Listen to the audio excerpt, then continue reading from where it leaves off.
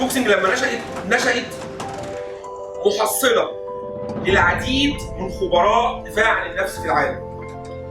ملاكمة، تايكوندو، كاراتيه، مواي تاي. الألعاب المنتشرة في هذا التوقيت في العالم التقليدية القديمة، الخبراء بتوعهم كانوا بيدوروا على فن قتالي حديث. الفن القتالي الحديث ده كان في تصورهم رياضة تشمل استخدام الأيدي والأرجل.